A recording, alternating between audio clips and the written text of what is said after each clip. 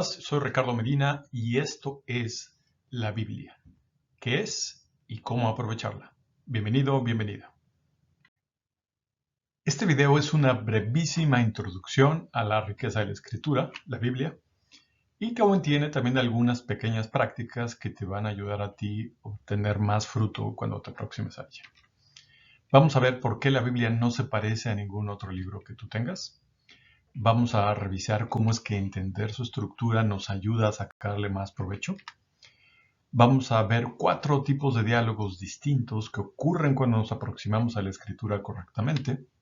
Y vamos también a ver algunas palabras claves poco comunes que nos van a ayudar a profundizar en la fe. Primero que nada, tu Biblia, mi Biblia, no se parece a ningún otro libro que tengas. De hecho, ni siquiera es un solo libro. Más bien es una pequeña biblioteca que se ha ido creando a lo largo de la historia y cuyo trabajo central se compiló más o menos hace entre 3.000 y 2.000 años. En otras palabras, una biblioteca que tomó 1.000 años construirse y que no es un manual técnico, no es un recetario, no es un instructivo de normas religiosas, ni tampoco un libro de historia. Entonces vamos a ver esto un poco más a detalle. Vamos a comenzar a revisar algunas prácticas comunes, pero que a veces no nos ayudan mucho a utilizar la escritura. Una práctica común es decir, bueno, tomo mi Biblia al azar, la abro donde se pueda y ahí empiezo a leer y lo que lea seguramente va a ser lo que necesite o lo que me va a servir ahorita. No es tan buena idea porque la Biblia no es una especie de pozo místico de consejos que al azar respondan a mis inquietudes del día. No es un oráculo o un elemento así como para adivinar, ¿no?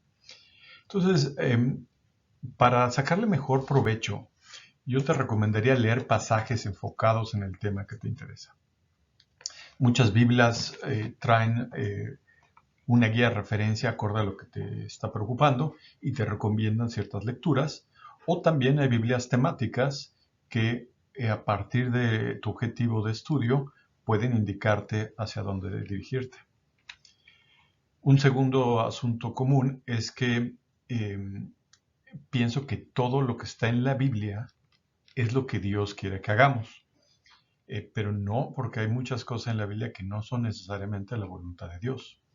Entonces, la Biblia no es un instructivo de normas religiosas o una especie de manual donde todo lo que está aquí es lo que hay que saberse para ser un buen cristiano o un buen católico.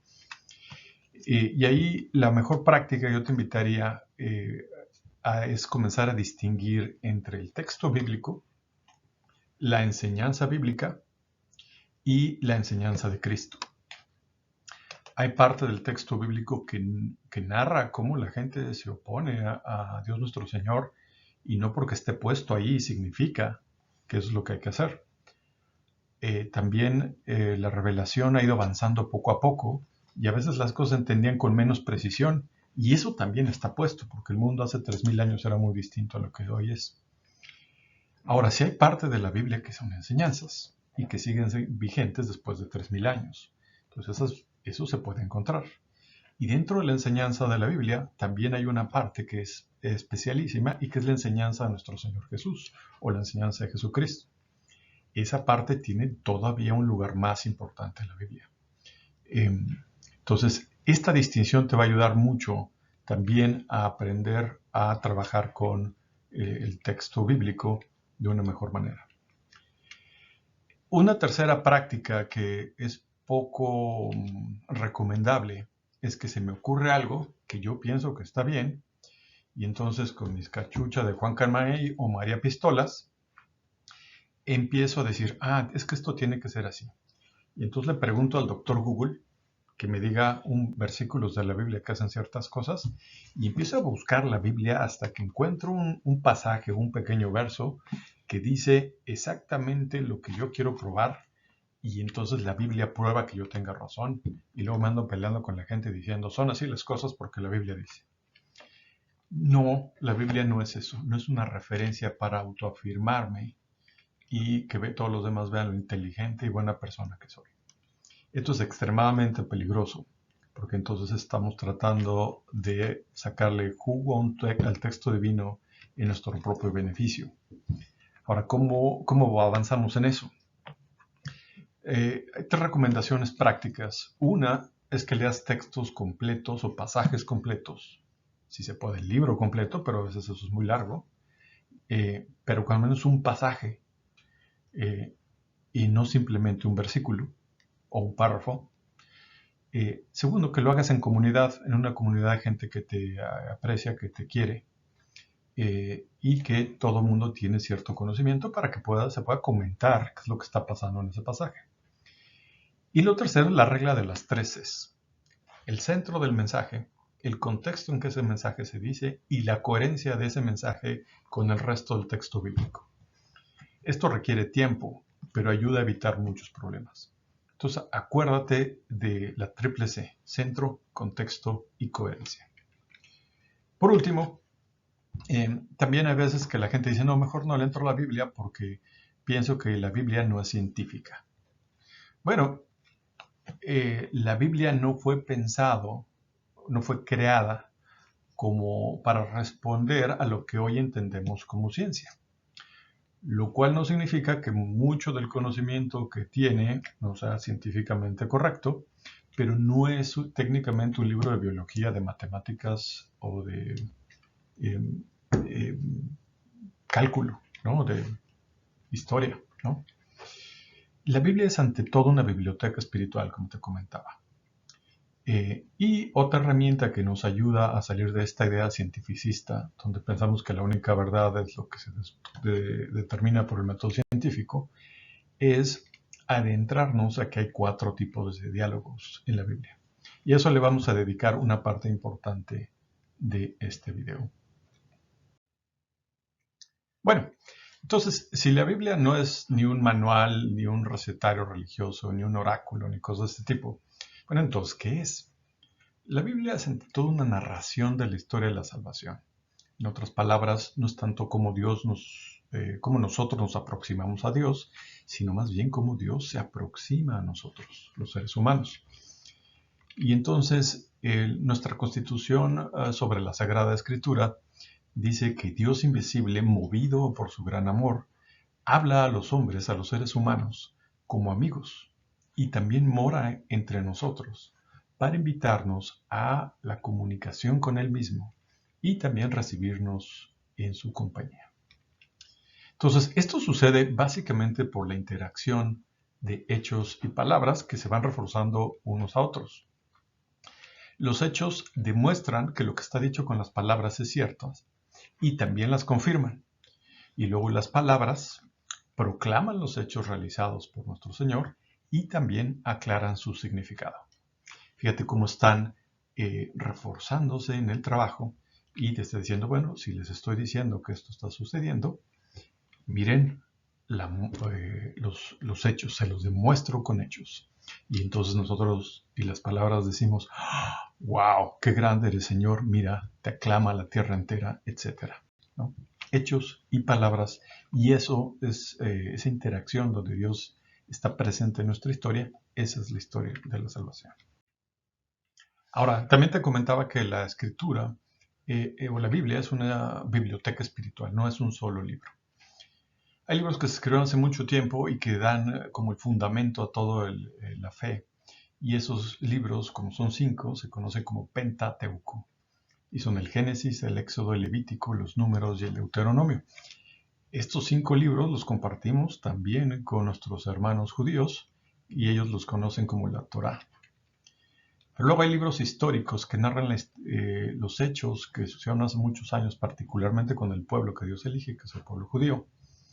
Y ahí está en el libro de Joshua, los reyes, Samuel, el libro de Reyes, Crónicas, ¿no?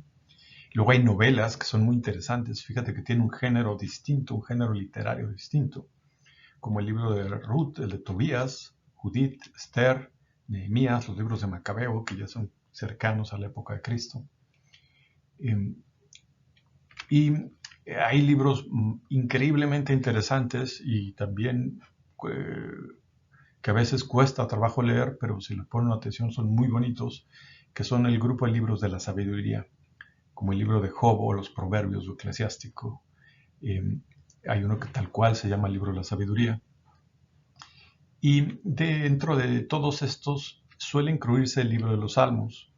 Para mí el libro de los Salmos requiere una clasificación aparte porque son oraciones elevadas a nuestro Señor, cantos, lamentos, algunos de ellos políticamente incorrectos, pero pasan cosas muy bonitas con el salmista, particularmente nunca se suelta de la esperanza y del diálogo con nuestro Señor, y eso es algo que vale la pena verlo. A lo mejor un día hablamos a detalle de los salmos. También hay libros proféticos, donde los profetas no son especie de adivinos al futuro, sino más bien son un grupo de gente que habla en nombre de nuestro Señor, que está más allá de la realidad de tiempo y espacio como nosotros la vemos. Hay profetas muy interesantes, de hecho todos son muy interesantes, pero hay básicamente dos grupos de profetas. Profetas mayores, que son Isaías, Jeremías y Ezequiel, y 12 profetas menores que tienen mensajes hermosísimos, interesantísimos y también a veces muy fuertes, especialmente cuando no nos estamos portando bien como comunidad. En la cúspide de toda la Biblia, los libros que narran la vida de Jesús, están los 4 evangelios, Mateo, Marcos, Lucas y Juan, y la segunda parte del evangelio de Lucas, que es el libro de los Hechos de los Apóstoles, que también muchos de ellos lo consideran como parte del grupo de los evangelios, pero tradicionalmente, cuando Jesús estaba vivo, son estos 4, ¿no? Luego también tenemos cartas paulinas que escribió San Pablo, los Romanos, Gálatas, Corintios, o al menos a él se le atribuye el inicio de la tradición, y también cartas apostólicas, como de Santiago, Pedro, Juan, Judas, que ellos eran, de acuerdo a la tradición, discípulos de Jesús. Y también dentro de este grupo se encuentra un libro único, que es el libro de Apocalipsis, que significa remover el velo final de la historia y mostrarnos cómo son las cosas al final de los tiempos. Un libro verdaderamente fascinante. Entonces, dependiendo de lo que estés leyendo y dependiendo de tu preocupación, puede tener mucho sentido meterte al fundamento original de las cosas, en el Génesis, o entender las reglas antiguas de los judíos en el Levítico, en el Deuteronomio, o adentrarte a un tema especial sobre el cual quieras ganar y crecer en sabiduría, o orar con mayor profundidad, inspirarte en la oración de los salmos, o leerte una novela apasionante de cómo somos los seres humanos, con Dios a veces como un actor clave en esta trama, entender la historia, entender las exhortaciones de Pablo a las primeras comunidades o a las comunidades actuales y cómo nos vamos formando, ver cómo habla Dios cuando está preocupado con nosotros en los profetas, o entender directamente el mensaje de Jesús que nos quiere dar, ¿no? Entonces, observar el libro, el autor, en el contexto en el que se hace, el propósito con que se escribió el libro, te va a ayudar a sacarle mucho más jugo. Y espero que ahora te quede claro por qué abrir la Biblia al azar no tiene mucho sentido, porque a lo mejor tú quieres aprender de lo que decía Jesús, lo abres y te toca el libro de los profetas, en un pasaje donde el pueblo de Israel se está portando mal. Entonces, pues ahí va a estar difícil que puedas lograr hacer una conexión significativa, ¿no? Entonces, mejor con base al propósito y en base al propósito buscas el libro correcto. Algo bonito y increíblemente interesante es que los libros están conectados unos con otros. Y eso se llaman la capacidad intertextual, es decir, te puedes mover del texto de Mateo y encontrar conexiones con el libro del Éxodo o con el libro de los jueces o con el libro con Proverbios o con los Salmos. La intertextualidad en la biblioteca espiritual que es la Biblia es increíblemente rica y te puede tomar toda una vida estudiarla y no acabas. Ahora, para referirnos a un texto en particular dentro de la Biblia, dado que es un documento muy grande y muy amplio, hay una regla para citar los documentos que se llama libro, capítulo, versículo. Por ejemplo, si tomas alguno de los libros de la Biblia y estás escribiendo o estás revisando unas referencias de un lado al otro, lo primero que se hace es resumir el nombre del libro con 2 o 3 letras. Por ejemplo, Génesis es GN en español y el Éxodo es EX y así. Cada libro tiene su propia abreviatura. Esas abreviaturas te las encuentras normalmente en las primeras páginas de tu Biblia y entonces ya sabes a qué referencia están haciendo unos pasajes a otros, ¿no? Luego viene el capítulo, en español separado por una coma, del versículo. A veces en inglés te pone el capítulo y luego 2 puntos y luego el versículo. El versículo es el parrafito al cual se refieren las cosas. Vale la pena decir que capítulos y versículos es una adición relativamente moderna. Originalmente los textos no se escribieron en capítulos y en versículos, ni siquiera se escribieron en un sistema como el que tenemos ahorita. Eran rollos, pergaminos, que los iban guardando. O sea, no se había inventado la imprenta, ¿no? Por ejemplo, si tú ves GN1,26, puedes decir es el Génesis capítulo 1, versículo 26, o de una manera más ágil y menos formal, es Génesis 1,26. O a veces también quieres hacer un pasaje o describir un pasaje, y entonces te podrás encontrar algo así como GN 26-31, y eso se puede leer como Génesis capítulo 1, versículo 26 al 31, o Génesis 1, 26 al 31, cualquiera de los tres. Entonces yo quiero encontrar eso, busco en mi Biblia dónde está el libro del Génesis y voy avanzando, voy repasando las páginas hasta que encuentro el capítulo 1 y luego el versículo 26 y dice, quieren decir ciertas cosas en particular y entonces ya leo lo que está diciendo el versículo. Ese versículo particularmente es cuando Dios nuestro Señor nos crea a su imagen. El capítulo del Génesis es una cosa especialmente bonita. Si te da curiosidad, te sugiero leerlo.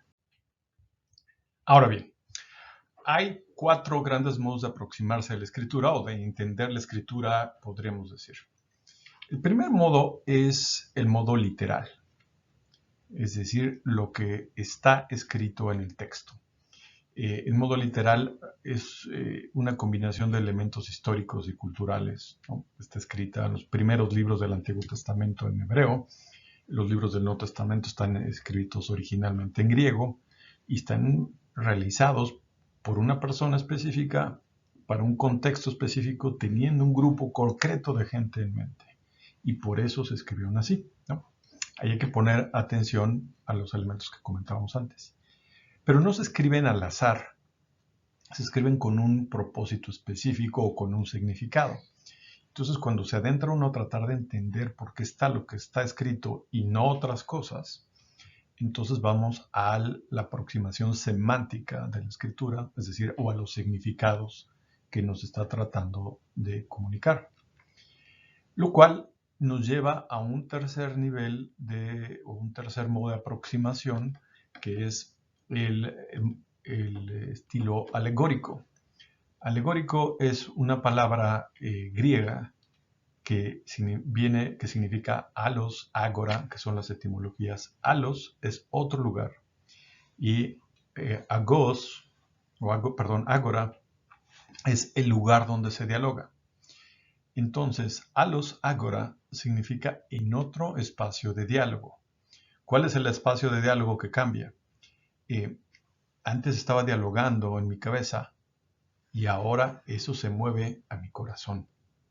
Entonces, es un significado importante porque la aproximación a la escritura no es meramente racional, ni tampoco meramente histórica, sino también está hecha con un propósito espiritual, donde la imaginación religiosa dice, bueno, es en mi corazón. Pero técnicamente es nuestra espiritualidad o nuestra alma, como querramos verlo, ¿no? Pero ahí las cosas no acaban. Después de que yo entro al significado alegórico de la escritura, hay ese elemento final y también muy bonito, y probablemente el más bonito de todos, que es el significado anagógico. Anagógico es una palabra también muy poco común, porque a mucha gente ni siquiera se imagina que esto existe, y es del griego también cuando decimos ana ago. Ana ago significa el otro dirige. El otro es nuestro Señor. ¿Y qué dirige? Pues el diálogo. En otras palabras, se comunica contigo o se comunica conmigo y nos dice cosas. Y hay dos modos en los cuales nos las dice. Nos las dice esperando al autor que va a escribir el libro y nos las dice cuando utilizamos ese mismo libro en oración con él y a partir de nuestras plegarias en la oración él responde. Entonces, de algún modo, el texto bíblico, la escritura, contiene estos 4 elementos entrelazados entre sí y aproximarnos a ella nos permite ir descubriendo gradualmente cada uno de ellos. Fíjate cómo buscar en la Biblia el sentido literal de las cosas y quedarnos ahí, estás perdiendo al menos 3/4 partes de la riqueza. Pero si buscas entender lo que significan las cosas, de repente es, wow, esto es muy interesante. Y luego cuando ese diálogo de lo interesante se mueve a tu corazón, a tu alma, es todavía más interesante. Eso se llama una realidad dialéctica que te mueve o te sacude. Y a partir de eso, también Dios, nuestro Señor, se comunica contigo, lector, así como se comunicó con el escritor en la creación del texto. Para resumir, podemos, para que sea fácil acordarnos también de esto, el sentido literal o la aproximación natural es qué dice la Escritura. No qué creo que dice la Escritura, o qué me acuerdo que dice la Escritura, o qué me dijeron que dice. Si te dijeron que dice, pregúntale, libro, capítulo, versículo, ¿dónde está? Y entonces vas y buscas el versículo y ves que verifica que efectivamente dice lo que alguien más dice que dice. Y eso ayuda a resolver muchos problemas. Segundo, cuando lo leas, una vez que lo leas, dice, ¿qué me dice a mí la Escritura? Y acuérdate de leer pasajes completos, contexto, centro, congruencia. Y luego, a partir de lo que me dice a mí, ¿qué le respondo yo a Dios nuestro Señor a partir de la Escritura? Y por último, cuando Él me contesta a lo que yo le pregunto o a lo que yo le digo, es qué fruto me manda Dios, particularmente el Espíritu Santo, como resultado de mi oración y mi reflexión respecto al texto bíblico. Entonces, en sentidos alegórico y anagógico de la Escritura, puedo quedarme días meditando sobre un solo pasaje de la Escritura y orando con él. Entonces, no se trata de leer la Biblia completa, se trata de entrarle a profundidad a los 4 niveles y estar dispuesto a que estas cosas puedan suceder. Entonces, pues, los diálogos en la Escritura, esos 4 diálogos, de algún modo incluyen 4 personas. Incluyen a Dios nuestro Señor, incluyen al autor humano, al lector, que en este caso podría ser yo, y a quien recibe la lectura, que en este caso eres tú, Juan María. Entonces, el diálogo literal sucede entre el autor humano y el lector, si yo te estuviera leyendo un pasaje. El diálogo semántico es entre quien lee el pasaje y le transmite el significado a quien lo escucha, tú, Juan María. El diálogo alegórico el lector ya no tiene ningún papel. Ahora el diálogo alegórico es entre tú que recibiste el mensaje y Dios nuestro Señor. Y eso le conocemos como oración o poner las cosas en oración. Y luego, después de eso y de tus oraciones, Dios tiene un diálogo anagógico, participa en el asunto, sea inspirando a nuevos autores humanos en el texto, que eso sucedió hace mucho tiempo, y inspirándote a ti mociones espirituales como fruto de la oración que tuviste. También actualmente sigue inspirando a los autores no tanto para escribir más, sino para encontrar nuevos pasajes que son especialmente significativos en nuestra vida. Entonces, diálogos entre 4 personas distintas es lo que está presente en tu Biblia.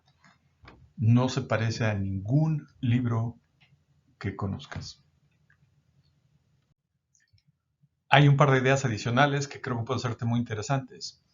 Lo primero es que los dos diálogos de arriba son diálogos extrapersonales, es decir, suceden fuera del espacio de quien recibe el texto, y los dos diálogos de abajo son intrapersonales, es decir, suceden dentro de quien recibe el texto.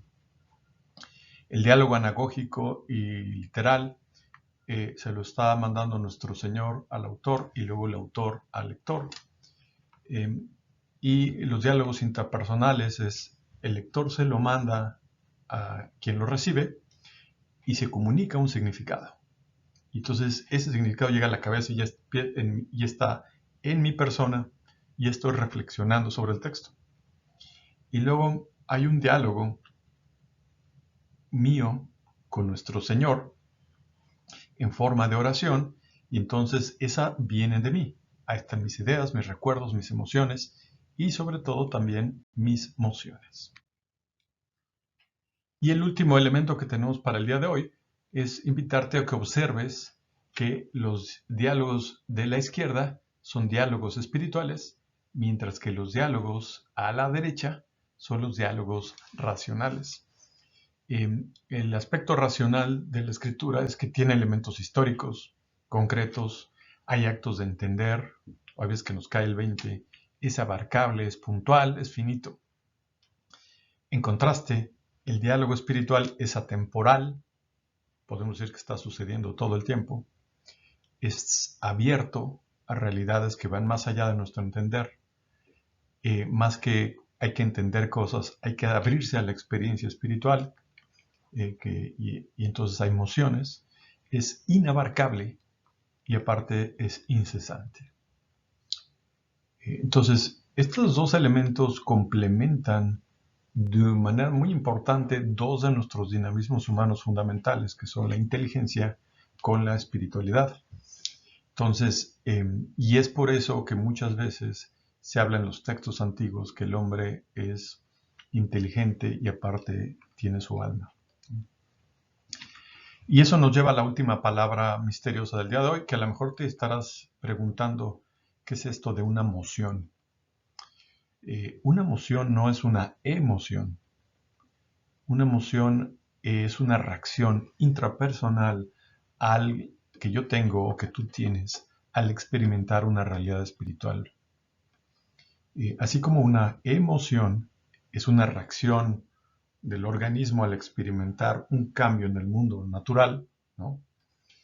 Una emoción es una reacción intrapersonal cuando yo experimento un cambio en la realidad espiritual.